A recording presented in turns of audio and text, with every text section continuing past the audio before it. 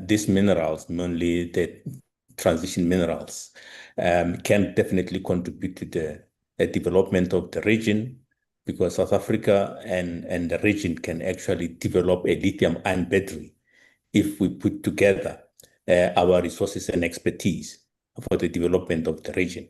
But critical minerals, as I've indicated, Wendy, it's rooted mainly in geopolitics of minerals, in that which actually come from the EU Critical Raw Material Act, and it's a concept which obviously want to break away from the dependency on Chinese metals. I mean, that is when they came up with the critical mineral law to develop their own minerals and get supply from mainly the countries that have those particular minerals, which Africa and South Africa has, and lots of endowment: manganese, graphite, cobalt, and vanadium, which we have, and rare earth minerals, which are then used in different components, including in the defense sector, in the renewable sector, and e-mobility, and electric cars that are starting to be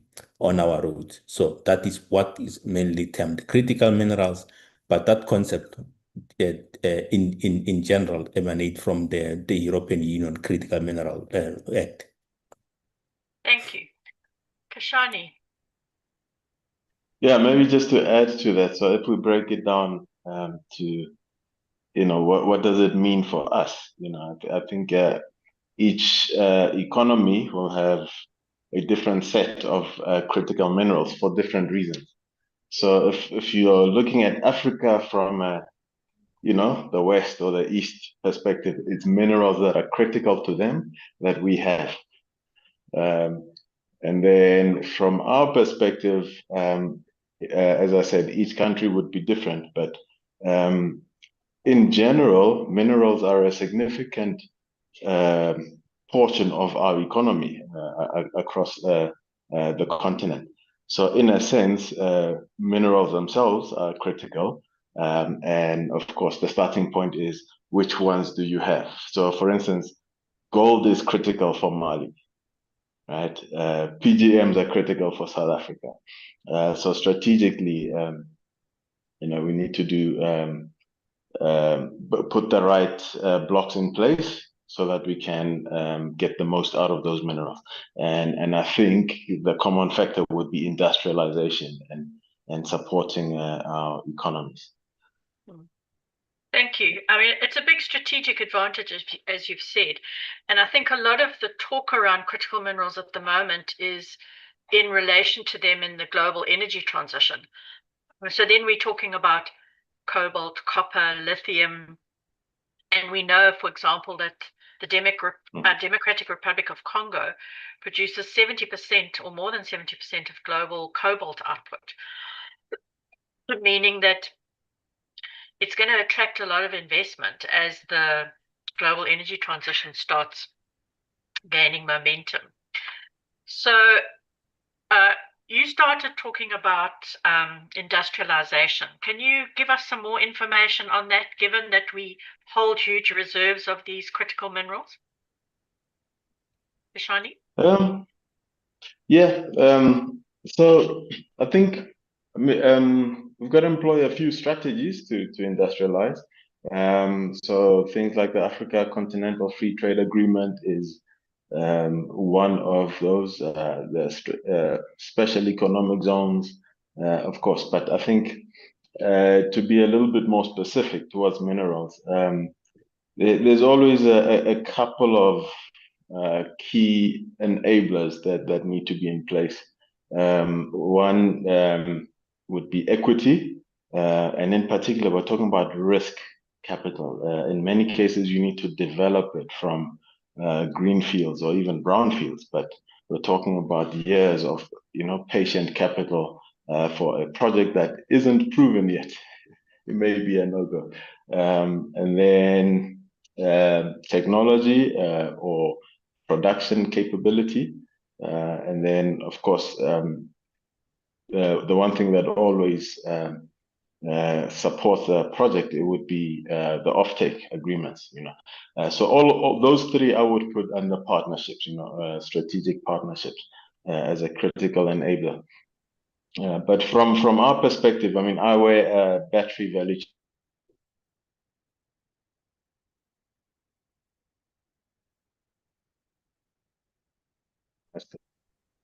Shani, sorry, we lost you a little bit there for a couple of seconds.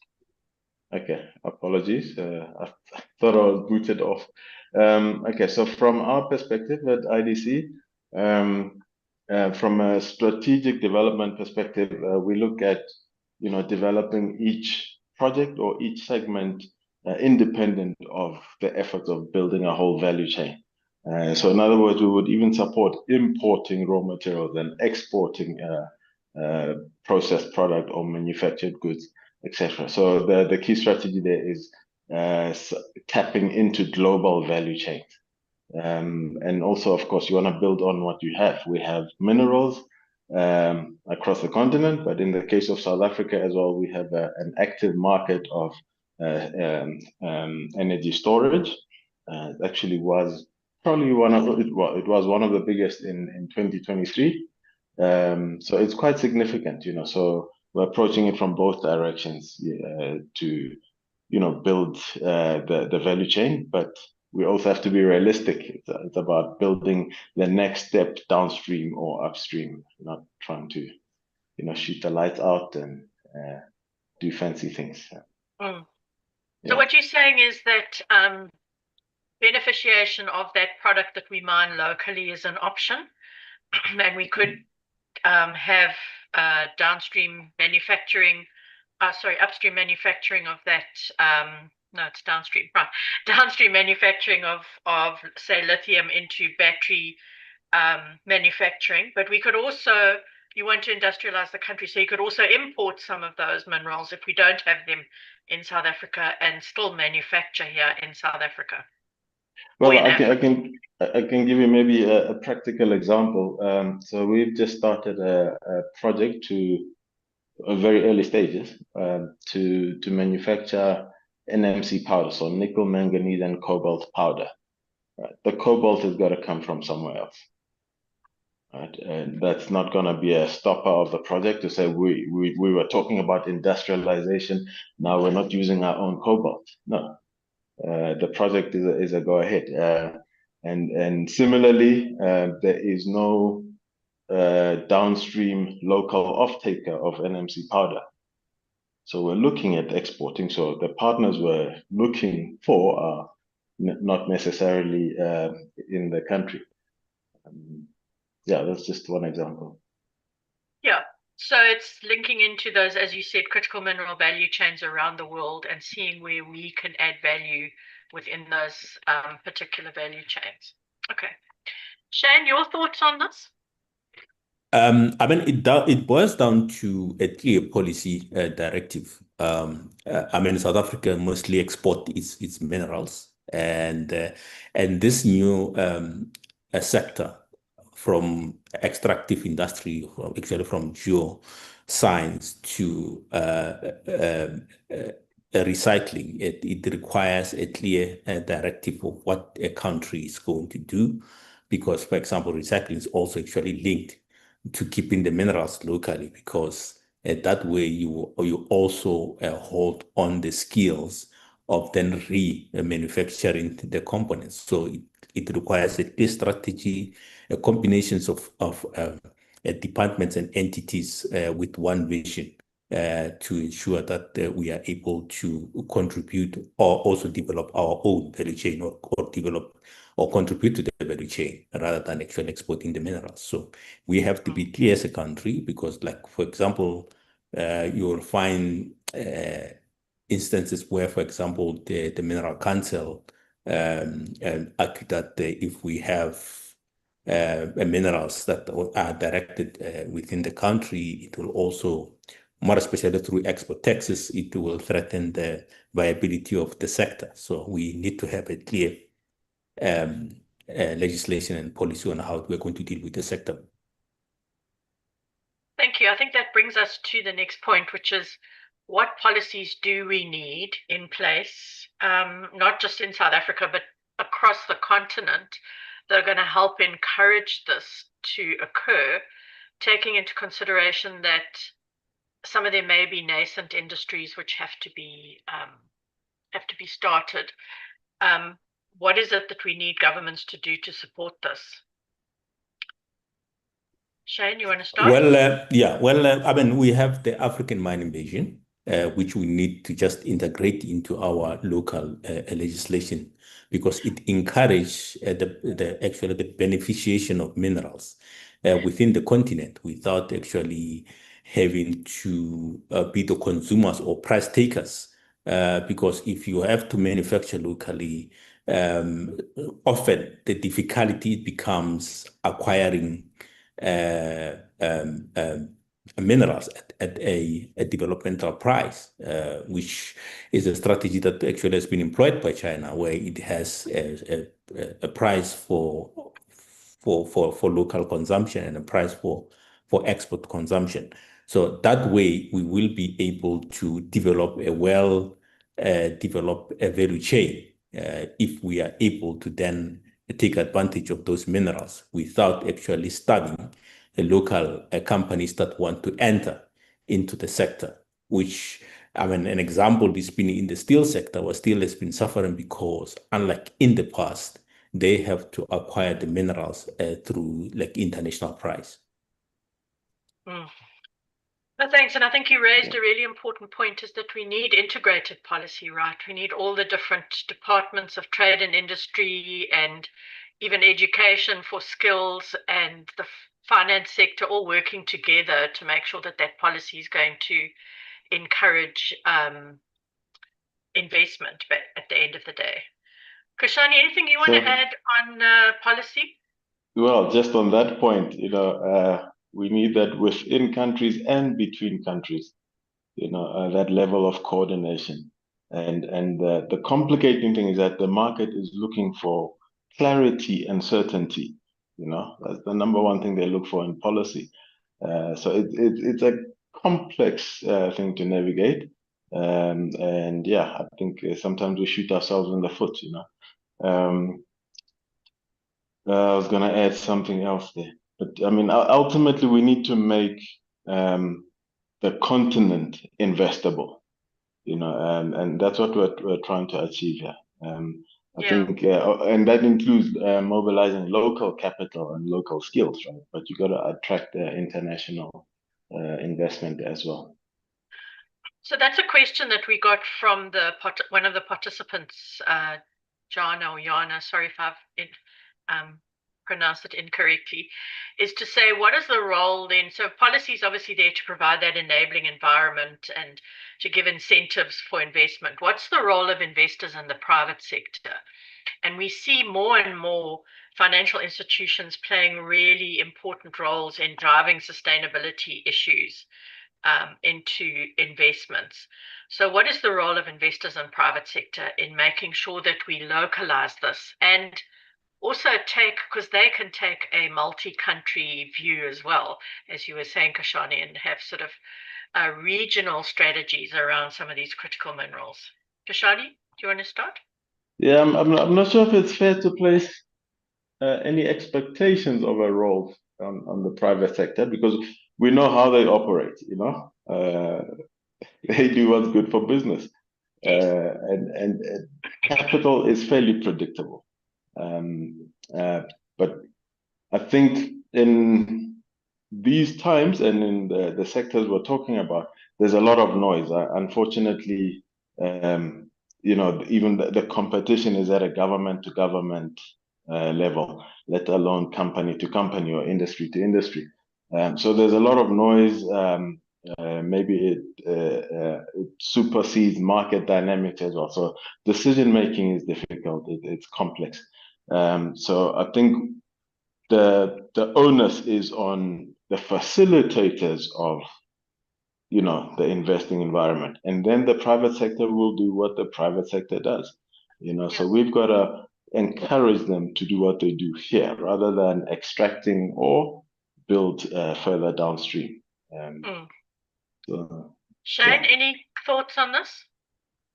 I think in this case it actually requires, I think, certainty from our part as government for the private sector, because a number of issues actually has been raised, the issues of infrastructure, the issues of electricity. I think that is like the other way around. We need to actually ensure that we have all those things in place, so that, I mean, we can also bargain better to say we do have the necessary infrastructure for you to be able to operate on our shore.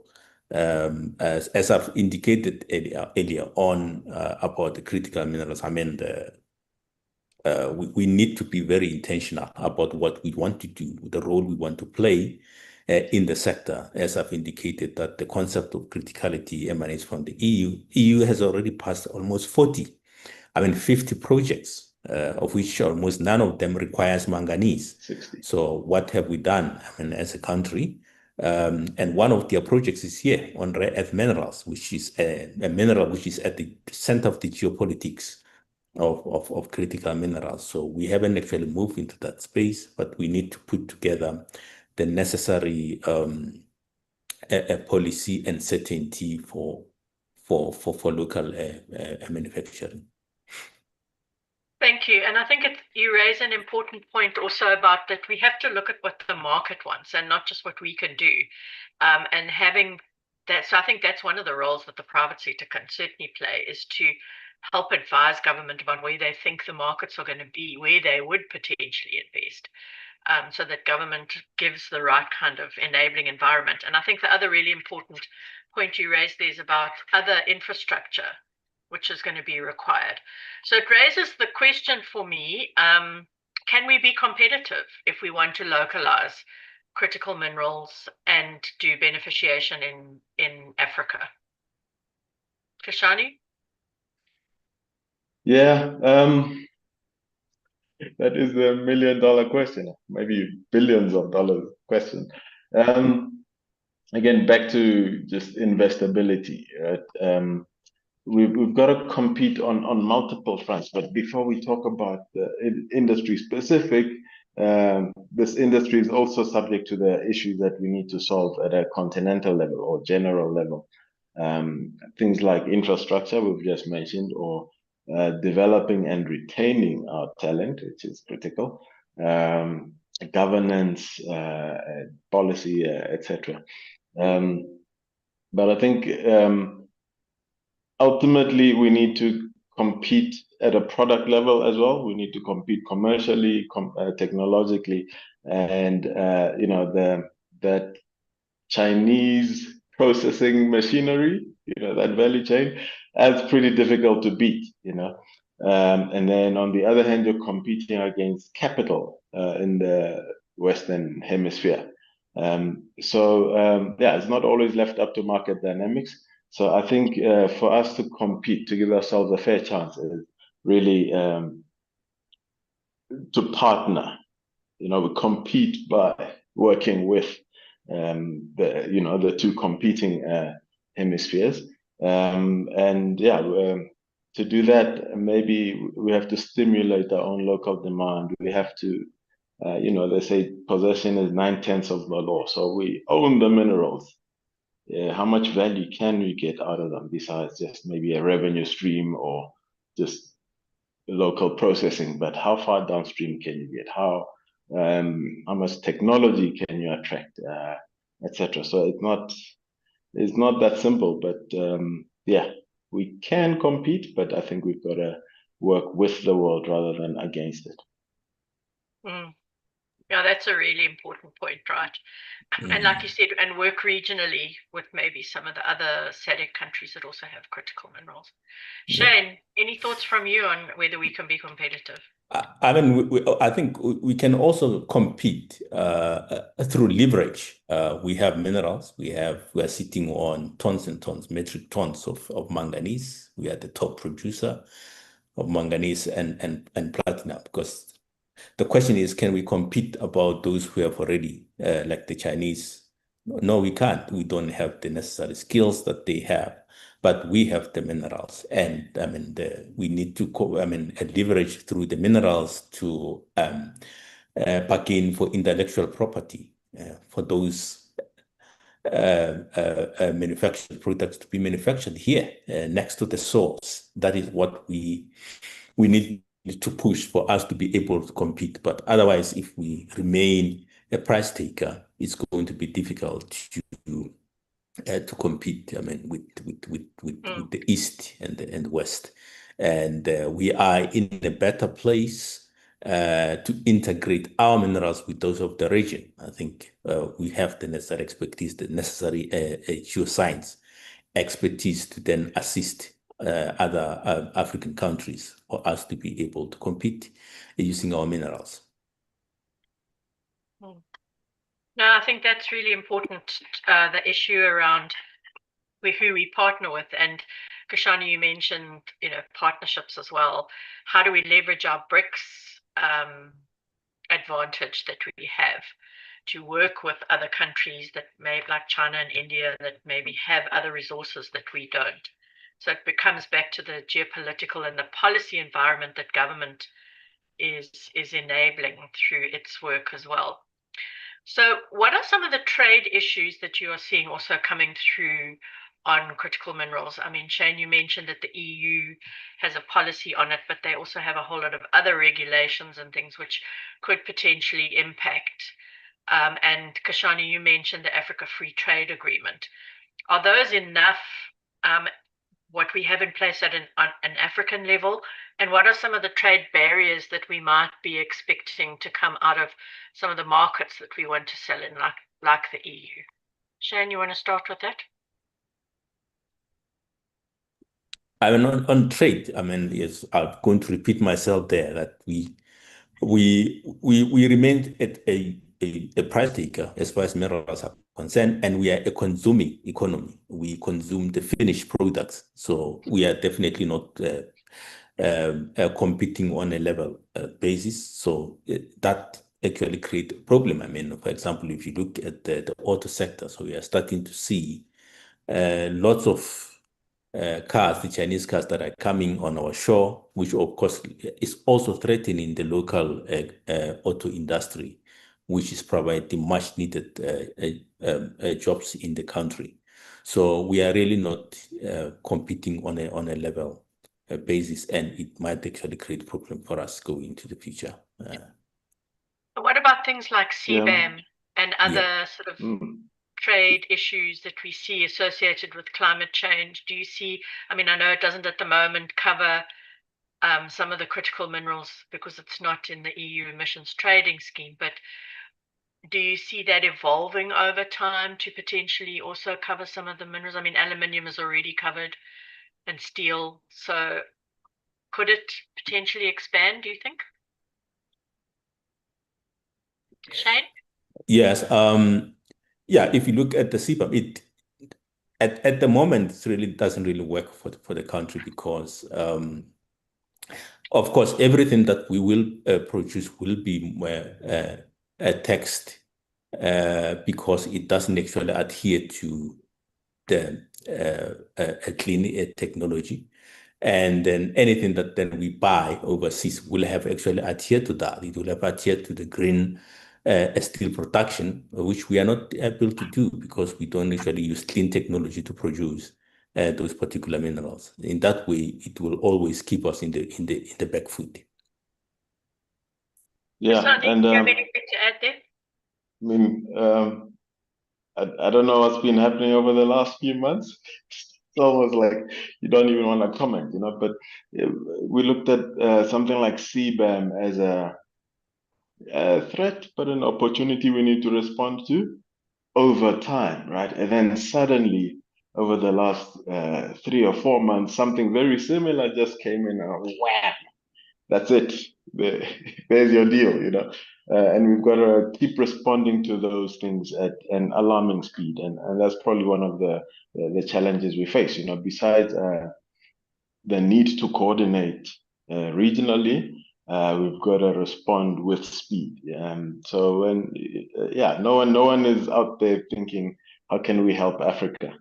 So we've got to do it ourselves, and in many cases the horse is bolting, but we don't want to be sitting here grabbing the scraps of what's left. We've got to, determine our own destiny in as far as possible. So I don't think we could ever say it is enough, until we start seeing economic results in the country, then nothing is enough. So we've got to fire from all cylinders. So I go back to working together with industry, but also maybe we need to name some of these challenges or threats, right? Like the CRMA, the European Critical Raw Materials Act. Their objective is by 2030, they want to produce 10% of their own domestic consumption of critical minerals, but process 40% of it domestically. Right? That's a 30% gap. Where is that 30% going to come from? That must arrive in the European market unprocessed so that they can process it. So it's not going to be Russia, it's not going to be China, it's not going to be North America. Right? So it's going to be the Southern Hemisphere. Australia might give it willingly because they make money from mining, but South America and Africa, we need it processed here for our own development needs. So there's a conflict right there, so we've got to play that game too. We've got to, I don't know, get into the geopolitics landscape as well, and fight our way through. Yeah, I think that's a really important point that you're making, that it's got to be proactive. We've got to be strategic about this and think what some of the ramifications could be with our trade agreements and what stance we take on them.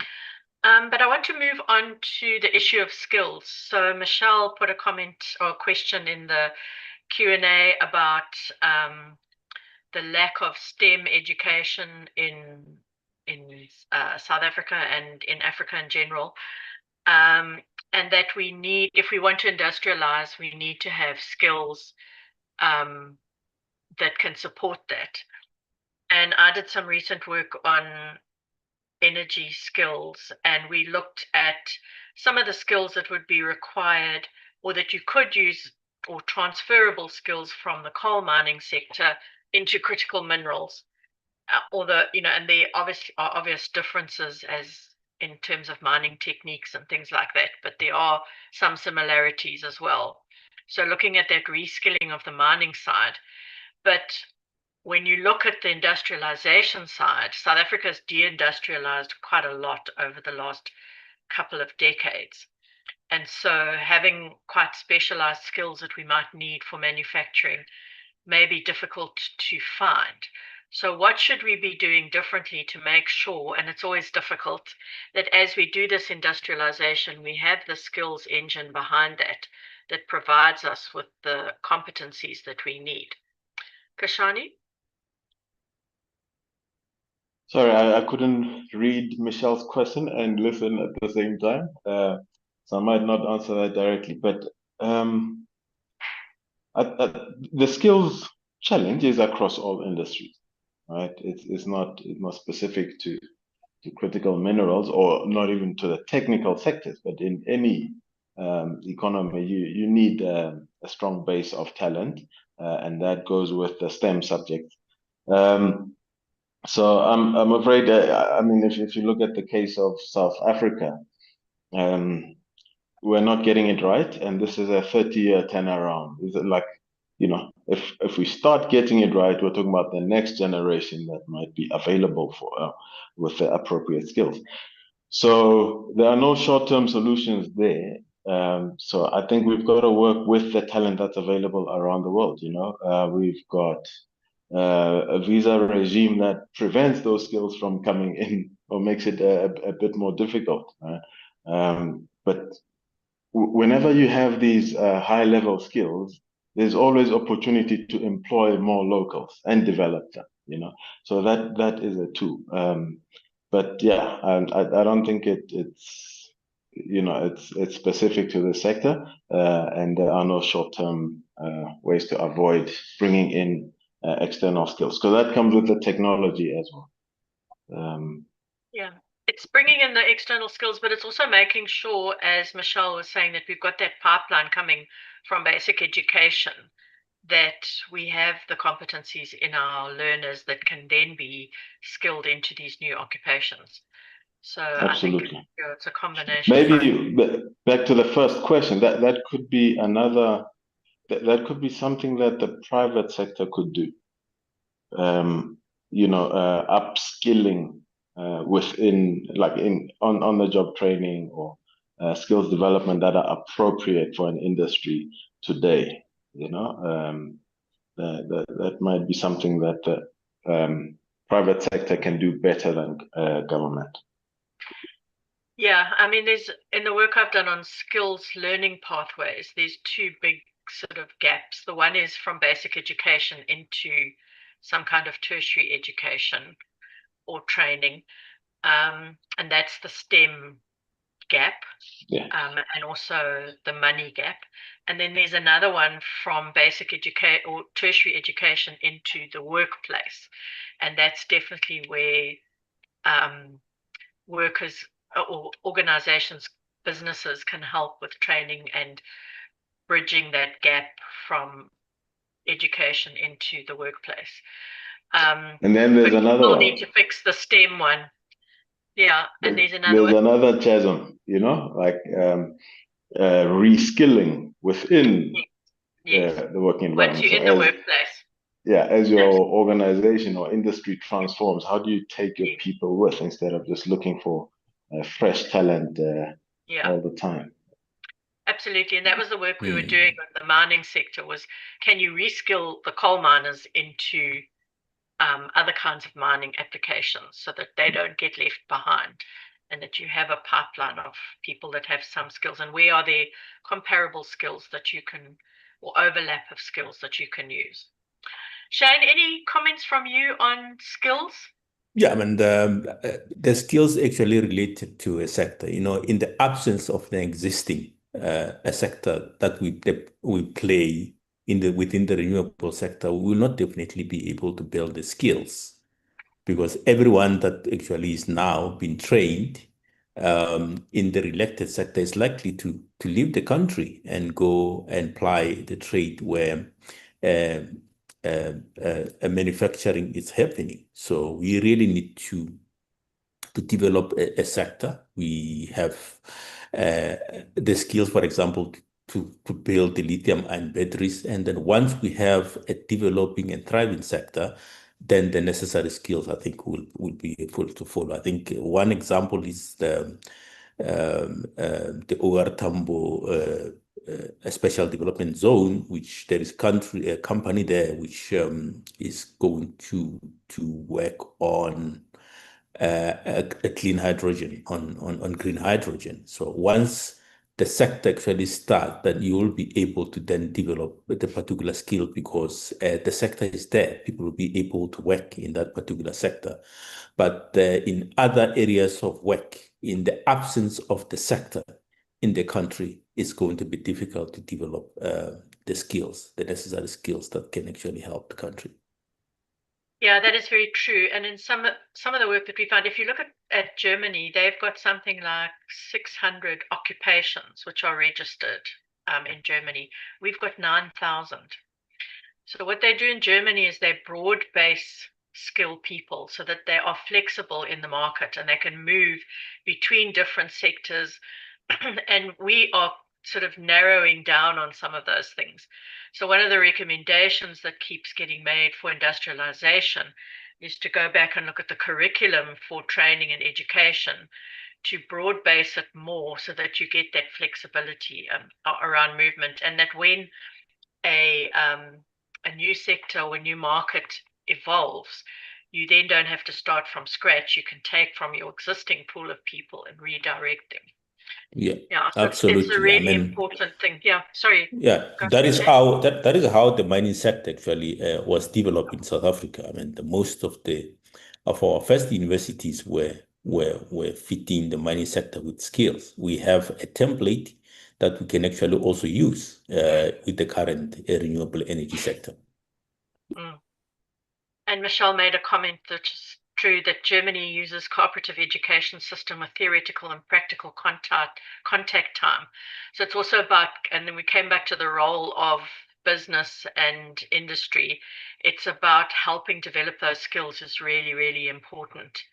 And as you said, Shane, retaining those skills, which is becoming more and more difficult, especially with highly specialized skills like welding and things like that, high temperature welding, that it's just, there's a global demand that it's hard to retain people. So thank you for that, Michelle. We had a really interesting question that I'm going to take now, which is a question for, I'm going to start with you, Kashani. And is it plausible? It's from Shilangu. So it's saying, is it plausible to build a Pan-African framework of coordination where production quotas to maintain price stability and avoid a race to the bottom that negatively impacts all extractors? In other words, how can we replicate the OPEC model of the Middle East oil nations, but with our critical minerals? Interesting question. Kashani. Wow. Okay, that is above my pay grade, but I think that there's some maybe glaring difficulties with that, right? That we like to speak of critical minerals, but it is, depending on what list you look at, it's 30 to 60 minerals. Each has a market. Each has a different source. Each has different technology to process, etc. So they have very little in common, you know. Whereas with oil, you're talking about one product, raw material, and fair enough, it goes into different products. So I really don't know. I think that would be quite difficult to put together. I mean, just to give you an example, like even when we're looking at the battery value chain, we talk about manganese. Okay, great. It ticks many boxes, but the bulk of manganese goes into the steel industry. Same with vanadium. So its dynamics are determined by that rather than the battery value chain, you know. So yeah, I'm afraid on the spot, I can't think of how we make that happen. You probably need to crowd in other developing regions like South America as well, and put in the whole bouquet of minerals, say, you know, an African Union-led policy and initiative, and maybe the Africa Free Trade Agreement, where almost everybody is already a signatory. Like, how do we formalize it at that level? And of course, there's a WTO rules that you gotta either comply with or challenge. I don't know. But yeah, that's quite a mammoth one. It's interesting though, because it sort of leverages that, or they say strength in numbers, right? And how, if it's potentially, and that's what OPEC has used very effectively over the years by being able then to control that market. But like you say, it's a lot of different products in there, which makes it different.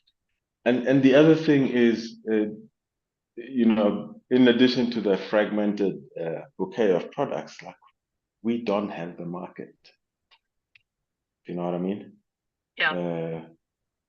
So yeah, we can't exactly bully the world just because we have the minerals. Yeah. There was a comment from ESG Frontiers who said the same thing. It's we need to determine what value we require or derive from a mineral within the global value chain. We shouldn't be seen to be hoarding a mineral and be unable to fully exploit its utility to us. We need to determine how our national development utility, or NDU, lies. So yeah, if you would like to chat further, please put another question, ESG Frontiers. Shane, have you got any comment on that suggestion about having a Pan-African cooperation agreement on critical minerals? I mean, that decision can only be taken at the AU level, with every country actually negotiating its own contracts with the manufacturing countries. Is becoming extremely difficult to do so. Lots of countries are entering into into trade agreement with the US, with the European Union, with China, Zimbabwe with China on lithium. So it then becomes difficult to have a one direction as a continent. So that decision can only be taken at the EU, but then the question is whether that will be possible with the current AU administration. Thank you. Yeah, maybe just to add to that, that's got to happen at a policy level or government level, but even at a project level as well. You know, before you can raise capital, you start signing away offtake just to secure the project, to secure the development, you know? And invariably that goes off our shores, which is a serious problem. No, thank you. I want to move on. We've got about 15 minutes left. So I wanted in the last section to talk about the environmental issues in related to critical minerals. We've spoken, and I've seen some figures associated with green hydrogen, that if we recycle and we use new technologies that use less of the critical mineral, we can save and extend the life of those limited resources much longer. But on the other hand, we have a lot of environmental issues with heavy metals and a fear that developing countries will get this waste dumped on them and then be doing recycling initiatives and having environmental damage in their countries. And then we also have the issue around the circular economy, and are we doing enough in the manufacturing side of things to integrate circular economy principles and make sure that the materials that we're using are more easily recyclable, and what does that do to value chains? So any thoughts from you, Shane? I'll start with you about the environmental issues, recycling, what that means for critical minerals, and what role Africa could play in that. Well, I mean, by nature, mining actually generates lots of pollution, because remember, it uses chemicals. It's extractive industry. You have to dig and refine minerals using water, which often then has to be stored in tailings. And if those tailings are not being maintained, they often actually leak into streams and water, and more especially with the critical minerals, for example, the rare earth minerals, which has been proven to also contaminate the fresh underwater. Then and the expansion, because the mines are going to expand. So for us to be able to reach the net zero, we require lots and lots of metals, and those metals are in Africa. They are in South Africa. It simply means the mines are going to expand. The people are likely to be also relocated or dispossessed of their land, and these issues really need to be at the center of policy development on how to alleviate this kind of suffering for people, because sometimes we focus on the economy, on the development of the sector, without actually taking those into consideration. And then with the current legislation, where we have seen non-compliance with the SLPs and other social issues and environment in our current mines, we really need to relook at how we are doing our mining. Otherwise, we are really going to create unnecessary harm to people, because the mines are definitely going to expand. And as I've indicated earlier on, if we look, the circular economies is linked to current mining. So because metals, the recycling of metal is different from that of paper. It's mining on its own, which once then we export lots of this mineral outside, we are also losing the capacity to enter into circular economy, because then we no longer actually determine the downstream, the upstream of these minerals. So we will then find ourselves where we really need to export most of these minerals to the countries that have the capacity to recycle. Like I've indicated, that the sector skills depend on the the sector actually being developed in the country. So on the issue of minerals, we really need to come up with new ways to regulate the sector, because the current system really doesn't really work. If you go into communities that are mining platinum, are mining manganese, because more and more companies are entering the sector and there is lots of non-compliance. No, thank Yeah, you. but just Kashani, quick. yeah, so I just wanted to just give a statistic here, because you were talking about batteries earlier, is that in some work that's done by the Ellen MacArthur Foundation, who are experts on the circular economy, they are saying that it's actually demand for critical minerals is projected to exceed supply by 2035, which is 10 years from now, across a whole range of different materials. And so they're saying that obviously because of that, you're going to have to look a lot at recycling and the circular economy. And in batteries, they're saying that the market's going to grow by 20-fold to 95 billion US dollars by 2035. So that's for recycling, the battery recycling market. So huge potential there as well. What are your thoughts on this, Kasani? And is IDC doing work around this part, or just the upstream part around mining and localization?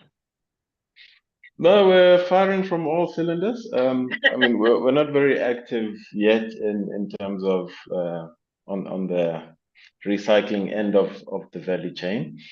But I mean, if you look at the end of life product that we're producing now, it's enough to cause a problem that needs a solution, but it's small in terms of scale and developing businesses around it and infrastructure, etc. So I think it's going to take some entrepreneurial creativity there to solve for this problem. I mean, we're already doing it at a small scale here and there, but yeah, we're competing against other nations. The technology keeps evolving quite fast. Shane mentioned the projects approved by the EU. By the way, that number has gone up to 60 recently, and a lot of those are recycling projects. You know, so yeah, we've got to, I don't know, compete at that level as well.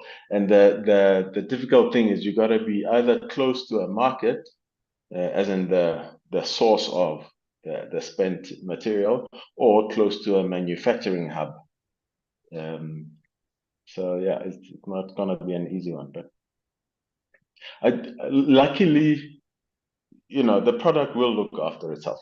What we're trying to avoid is it leaving unprocessed off our shores. You know, it will be processed, you know, but we want that to happen here. On that note, we had a question from ESG Frontiers to say, I think it was directed to you, Kasani, to say that, is it correct to say we have no market for beneficiated products in South Africa? The question is based on the comment that we have no market, yet we have a thriving automotive value chain and behind the meter demand. Are you saying there's no market, or there just isn't a big enough market? No, if we're talking about recycling, I'm saying maybe the challenge is that the value chain isn't joined, right? Okay. So if you recycle the product, you've got to be able to put it back into production somewhere, right? And it's already refined. You just need to separate it a bit. So it's got to go almost straight into component manufacturing. So if we're not manufacturing components locally, but we're producing chemicals, and yes, we're using the product, where does it fit in the local value chain? So invariably, it ends up getting exported, which goes back to what I was saying earlier. Like we need to be realistic about what we're targeting, and in each case, it is the next step up or down the value chain, right? So with recycling, of course, the logistics have got to work for themselves, collect the product, deactivate it, etc. But once you process it and we establish that technology and make it competitive and efficient, in all likelihood, it will be exported to a processing hub, right? But once we develop our own processing facilities, like maybe the NMC powder can absorb some of that, our project, or maybe somebody else is working on something similar, then you know, at that point, then you have a market for your processed recycled material. Yeah, as I say, we've got to fire from all cylinders so that each of these opportunities in their time can feed into the next one. And it's not linear. It's not a, you know, it's not connected linearly. So I think firing As you from said, from all investment happens cylinders in is the right. pockets. Yeah. Yeah. And there's got to be a business case for every part of that investment cycle. Yeah. Thank you. I hope that answers your question. Shane, anything else from you on the circular economy side, or anything to do with some of the, I think I mentioned in the beginning, the trade-offs between data centers that would use lots of energy and lots of minerals, critical minerals for battery storage and things like that. Is the EU doing anything in that space that we can learn from or that we should be aware of? I mean, it boils down to completing the cycle. I think Hashane put it much more better. Because remember, I mean, circular economy it's a secondary mining. You're trying to salvage as much as possible the minerals that are in those components, which might be obviously copper, it would be the permanent magnets from rare earth minerals to remanufacture again. But without a manufacturing sector in the country, then it becomes difficult to produce them for local sector, because you then have to send. In fact, we are the circular economy that we will be actually entering into is to separate those minerals and then sell them into different countries. The countries that need the neodymium, we will have to send them there. The countries that need copper, we will need to send that copper to that particular country. Yeah, that is the sector that we will enter, of actually stripping and selling, which is also related to the current scrap industry in South Africa, in which we are sending everything to the Rotterdam Dam. Without that sector existing in the country, it's going to be difficult to fully implement the circular economy in the country. Yeah. Can I go back to that question, please? Yes, of course. Wendy, sorry, I just read it again a little bit clearer. ESG frontiers. So, yeah, I wasn't saying we don't have a market, but all of this is relative, right? Like, for instance, let's look at manganese, right? We produce about 40% of the world's manganese, but realistically, we only consume about 1% of it, right? So there's a huge mismatch there. Our market does not support beneficiation of manganese. It's got to slot into the global market for that. And of course, beneficiate it as far downstream as you can. But if you can get whatever, let's say 15% of battery grade manganese, that still has got to be supplied to the world. South Africa will not consume that. So all I'm saying is that our market at the application level and relative to the scale of what we want to achieve in terms of minerals processing, it's not quite significant. So the markets are in the Northern Hemisphere, and we've got to play to that market. Thank you. Just some of the other issues that come up with circularity and critical minerals is that many people, including the World Economic Forum and others, talk about extending the life of things. So wind turbines, for example, instead of breaking them down and repurposing them, they're talking about remanufacturing them or life-exing them to further extend product life cycles, which is not so good if you're a supplier of critical minerals, but we're going to run out of resources fairly soon anyway. And they think that a life of a wind turbine can be prolonged for up to 20 years if it's remanufactured. So it's thinking about those kinds of things, which I think are really important, and how we would fit into those value chains as well. and this concept of designing for durability rather than for quick turnover and consumer and making lots of profit, and using them in less toxic ways that allows for the safe extraction, which is actually new materials that we would use that would allow safe extraction. But it's a really complex issue, and I think it's something that we're going to have to address over time, but it's something that's really important to integrate into policy. Do either of the panelists have any views around how circularity has been integrated into policy? I mean, Shane, you mentioned a bit about the EU, but I know the UK has put out a critical mineral strategy where they promote the circular economy in that. Do we know of any other countries or any other measures that have been taken within Africa to promote circularity? Shane or Kasani, either of you? Shane? I mean, like with any other strategy on critical minerals, we are on a talking stage. We haven't actually implemented anything. It's something that we believe can be done. We haven't actually even done feasibility studies on that. Like I've indicated that the circular economy is directly linked to extractive industry. If you export the minerals, you are also actually reducing your capacity to play a role in the circular economy. I mean, whether we like it or not, the Chinese have completed that cycle. That is why they have a quasi-monopoly on the renewable energy, accounting to almost 80-90% of the critical minerals, because they have started earlier to develop skills and necessary skills in the sector. That is why they also have the capacity to recycle the minerals and then redo the components once again. So without really the existing sector, it's going to be difficult for us to play any meaningful role in the circular economy. And for that, like I've indicated, the current components, the solar panels, the wind turbines that we have, we will have to just strip them and send specific minerals that we salvage into different countries that manufacture those components.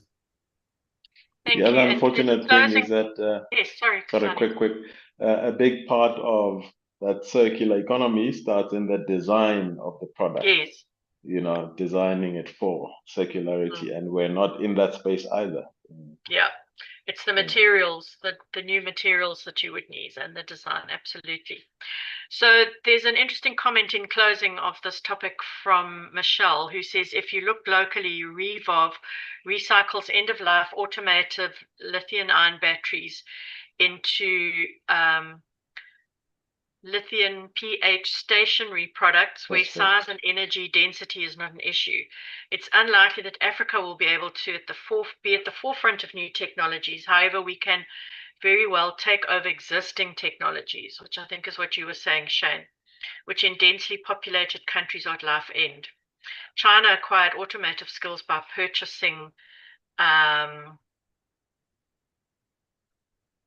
old production lines and producing for their local market until they reached a skill level where they could start competing on new products.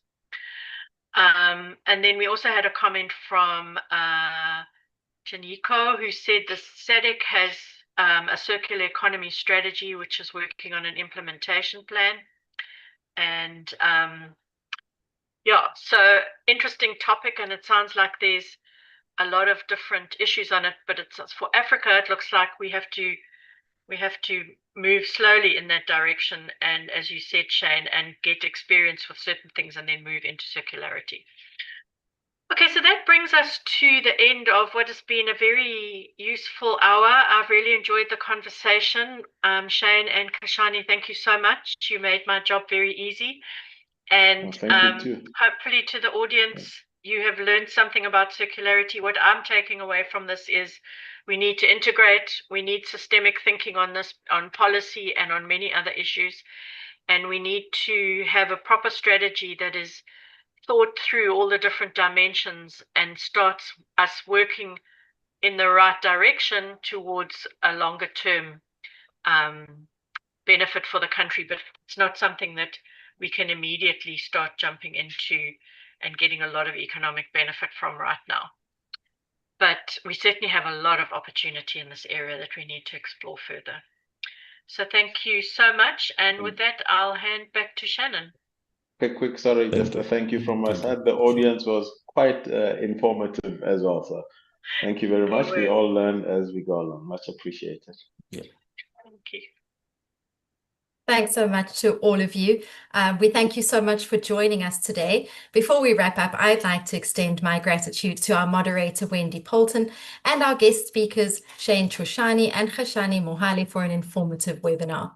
The next Sustainability and ESG Africa Conference webinar will take place on the 11th of September 2025 at 3 p.m. and will focus on the power of public-private partnerships in Africa's sustainable development. The link to register for that event was shared in the chat. If you have any further questions or would like to continue the conversation, feel free to reach out to us via email at shannon@creamermedia.co.za. And if you're interested in hearing more about the Sustainability and the ESG Africa Conference, please visit the website at www.esgafricaconference.com. And with that, I'd like to bid you all farewell. Thank you very much for your time and goodbye.